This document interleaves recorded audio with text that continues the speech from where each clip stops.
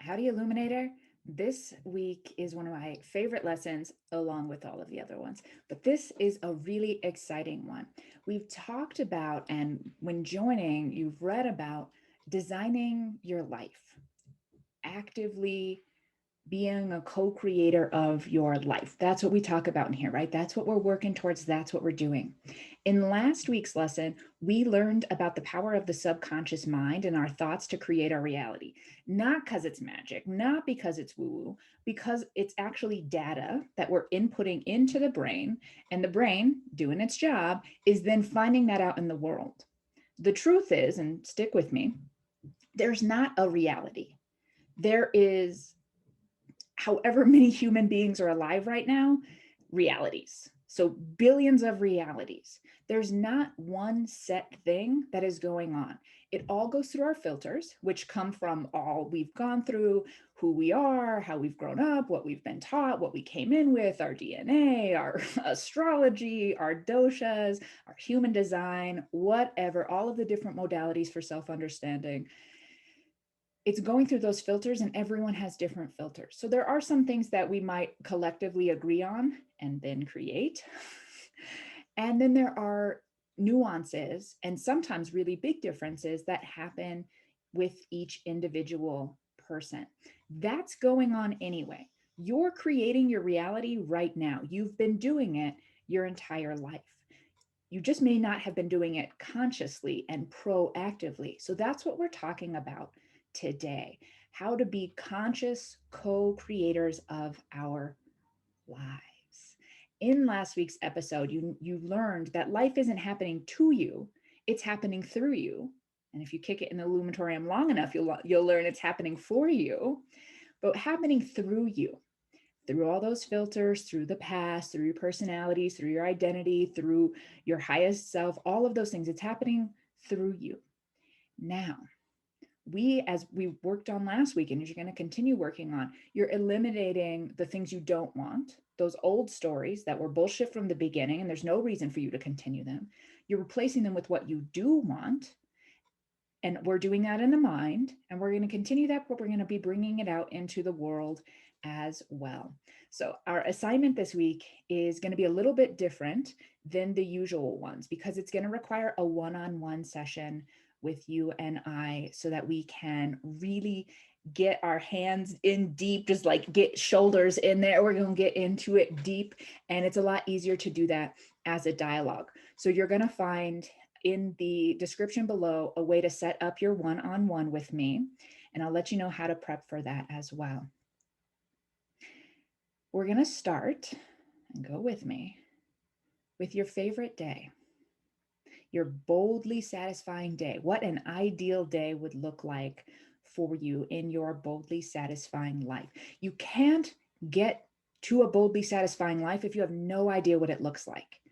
We are not doing the fingers crossed recovery, and we're not doing fingers crossed living. That's not what we're here to do. When we talk about freedom, we're talking about not being just blindly controlled by circumstances. We're talking about actually getting into the driver's seat and choosing where we're going.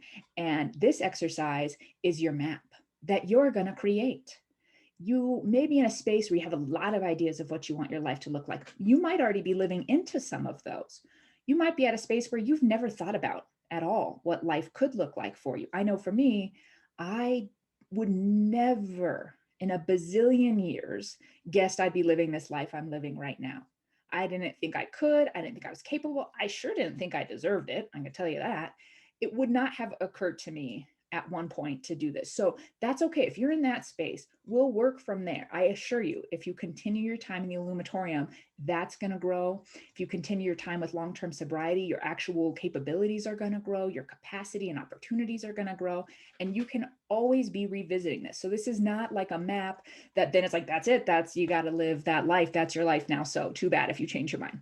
No, we are just getting an idea so that we can start attracting and manifesting this into our lives. And I know those are woo-woo words. We don't necessarily like those words, but what we mean when we say that is proactively working with the law of cause and effect, which is happening no matter what. You reap what you sow, right? We're familiar with that, but we are now intentionally sowing.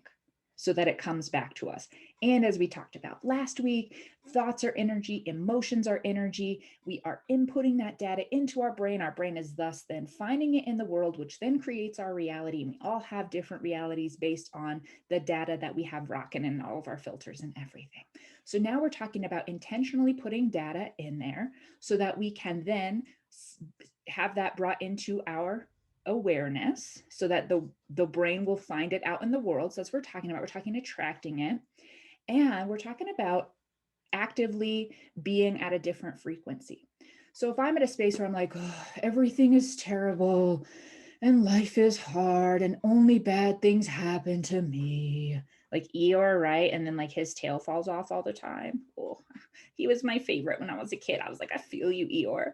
If we're in that space and we're in that really low frequency, again, not woo woo, everything is energy and not like good vibes energy, man. No, literal, like actual measurable energy. Like this is the field of quantum physics, right? Like where we're seeing this isn't nothing. Like I look like I'm in nothing, right? And I am, but there's something with it and in it, right? So that's what we're talking about. We're talking about some things and you can feel it. It's like, oh, we get like this, right? Oh, everything's the worst. Why do bad things happen to me? It actually, we see people, right? We're like, meh, we like make ourselves super small because it's heavy and we want to be low because that's what it feels right.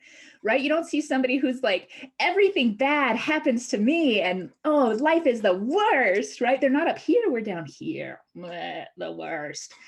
Because the actual energy is heavier. It actually has more weight to it. It's at a lower frequency. So we're down with it. Right? And so then what's down here? If I'm only down here, I'm only seeing shit that's right here, right? I only have access to stuff down here because I've just like shrunk myself. So I don't have access to stuff that's up here. I can't reach it when I'm down here, right? You dig it? So what we're wanting to do is come up here so that we can start having things that are up here because we're on this level too, because our frequency is actually on a higher level. So now we're matching the frequency of all of this super fun, yummy, awesome, cool stuff that makes up the boldly satisfying life.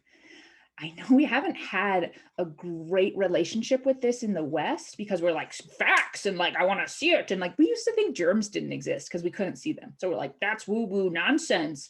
That person is sick because they displeased the gods or something, right? Or like superstition, like a curse was put on them. And it's like, no, it's germs. And now we can see germs. And now in quantum physics, they're of course able to see smaller and smaller particles and they're finding out like what makes up the universe. Fun fact, it's nothing. Most things are nothing. Like when we get to the bottom of it, then there's just like God stuff left. Anywho, another lesson for another time. So what we're talking about is having a new relationship with our energy where we are proactively moving into the level of what we want. And we're going to do that with our imagination. That's for kids, Jace. Wrong. Imagination is like tapping into the mind of the universe. Or, you know, like the mind of God, if you will. Like that's what imagination is. And super fun fact, the brain doesn't know what's real and what's not real. So if we can get into the space of really envisioning and feeling what we want, the brain and the subconscious mind will make it happen because they think it's real. So that's been working against us, if you believe in that sort of thing. It's been working in a way that did not serve our best and highest good when we have had it come from these old, outdated bullshit nonsense stories of not being enough, right? We were already doing this. We were using our imagination because guess what? That's not true. You are enough. You're phenomenal. You're the only you that will ever exist, ever. You are so essential to the whole that I don't even know what to do with you, right? And so you've been living in a world of make-believe when you've been in that space of thinking you're not enough. That was fake, but you believed it, and so did your brain, and I bet your life resembled it, right? And I bet your feelings resembled it. Maybe even your posture resembled it, right? You're already doing it. You might as well do it in a way that gets you a life that you enjoy. That's all we're talking about. The same shit you've been doing in a way cooler way so you can enjoy life the way you want it. How we're going to do that is with the imagination and with our emotions. and our senses. So we're going to bring them all into the mix.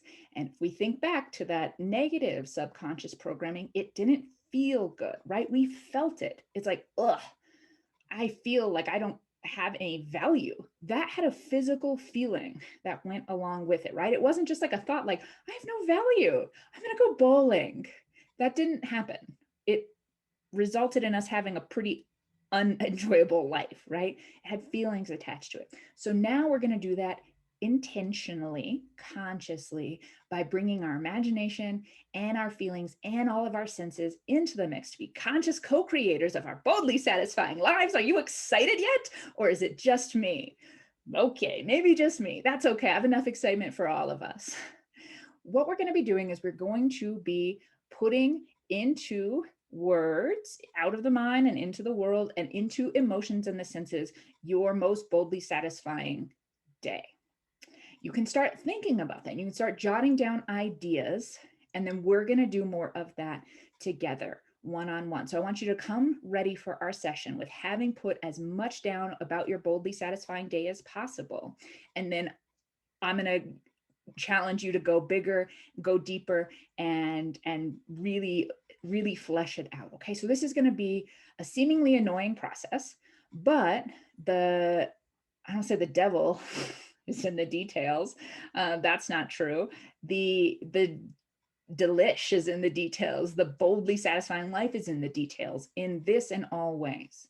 Okay, so when you're thinking about this, I want you to think about, what time are you waking up on your boldly satisfying day? Now, mind you, this isn't the day you have to live over and over and over like Groundhog Day. It's just, I want you to really think about what would make the most boldly satisfying day for you. So what time are you waking up? Where are you waking up? Who are you waking up with? What's the temperature in the room? What does your bed feel like? What is the sunlight in the room? Maybe there is no sunlight coming in the room. Maybe you wake up before the sun. What's the alarm clock sound? Maybe there isn't one. Maybe you have a dog that licks you awake like me. Someone bringing you breakfast, coffee. Maybe you're doing that. Maybe you like to be in service to others. Are you having sex first thing in the morning? Maybe some snuggles. Maybe you're solo. Maybe that have a partner's not your jam. Maybe you have kids jumping into bed with you. What does it smell like? What does it feel like? What does your skin feel like? Are you smiling? Are you well rested? Did you get a really good night's sleep? Is there music playing? I want you to get into all senses. What do you taste? What do you hear? What do you smell? What do you feel? And what do you see? And I want you to do this for every single thing throughout your boldly satisfying day. And I assure you, if it's not detailed and really enveloped in the senses, we're going to be fleshing that out in our session. So I want you to think, are there activities you like to do? Like, I love meditating or qigong or tai chi. Like, oh, I got to get those in my day for sure. I love that. Are you traveling? What's the weather like? Is it summertime? Do you like the winter? Where are you living? None of this has to be practical, by the way. It might not, well, and maybe it would. Do whatever you want. Say maybe like you live on Neptune. I don't know. Maybe that is your thing. That we might have a little bit of a harder time working with that, but if that's your jam, we'll find a way to manifest. I'm going to tell you right now, we'll bring something into your universe. But really think about it. It doesn't have to be where you live now. It doesn't have to be the people in your life now. You might want to be fit and maybe you're not fit right now. Or maybe you spend too much time on exercise and you don't want that in your day. I want you to fill this out as much as possible and have fun with it as you're doing this, as you're writing this out. What do you feel? Are you excited? Are you joyous? Are you laughing? Do you find a smile coming across your face? Is it fun? I want you to infuse this with so much good stuff that you're feeling it now. And if you're not, if you're like, I'm not sure, tap in. What makes me feel happy? What makes my heart space feel expanded? What brings a smile to my face? Use your imagination. The imagination is not an unreal thing. It's a very powerful tool. We're going to be using it a lot. And this is one of the fun ways we do that. So I want you to be tuned into your body as you're doing this, tuned into your emotions. Don't just sit down and write it out like a homework assignment. Oh, Jace says I have to do this. I got to do my assignment and bring it in. And then it's like 3 words. I'm happy and I have a loving family and I make lots of money. That's my day. No, we're going to cancel our session and you're going to go back to the drawing board. Okay. I'm talking about every hour, every action, every person, your feelings, your health. Head back to the going beyond motivation assignment too. Who do you want to be? What do you want in your life? We did that there, right? Where we really started to get an idea of what holistic, healthy living looks like, who you want to be, the life you want to live. You've already done a little prep work for this. And now you're going to bring that in here. You can even include, how do people receive you? Are they excited to see you? Do they respect you? Do they trust you? Do they rely on you? Do you have a passion that you're pursuing and you're doing that as your job? Do you have limitless money? Do you have a house out in the country? Maybe you want a penthouse in the city. It doesn't matter. Put it all down. There's no thing that's too big. There's no dream that's too unrealistic. I want you to get it all down on paper. Take your time with this. Don't rush through this one. This is the jam right here. Yes, we have to do the work of clearing out the other stuff, the old stuff. We have to do that. It's part of it, right? That's part of self-awareness, and part of self-mastery is self-awareness. You can't know it if you can't see it, and you can't love it if you don't know it. So you got to see it to know it, to love it, right? There's a process that we have going here. So we have to do that stuff. And we have to be proactive, conscious co-creators of the life we want. And we can't leave that to chance. There's no fingers crossed recovery. There's no fingers crossed, boldly satisfying living. We have to be active participants. And that's what this assignment is about. So take your time, have fun with it. And once you have it ready to go, or you know you're going to have it ready to go, schedule your one-on-one with me so that we can talk about it. And I can't wait to hear what you come up with. And we can dig into it a little bit more and maybe flesh it out a little bit more. My challenge to you, my invitation to you, leave me with nothing to say. Dream so big and so in alignment with who you are, and so very much tied to your joy and your boldly satisfying life, that our session is nothing but fun and adding on and really like, oh, this is going to be so cool, and yeah, oh, you talked about this and this is going to be amazing, and can I come visit you for that part of it? That's my challenge to you. And it's fine if you're not in that space, but if I'm having to pull teeth to get your boldly satisfying life out of you, we're gonna have to have a whole other talk entirely. Okay, show up where you're at, but get into it, have fun with it, put as much detail into it, as many feelings as possible, and all of your senses into every part of your day, and let me know when you're ready, and we'll get our session scheduled. I can't wait to learn about it, and I will see you in our one-on-one, see you in our tribe session, and feel free to add some of your awesome, boldly satisfying day things into the comments below to help inspire others.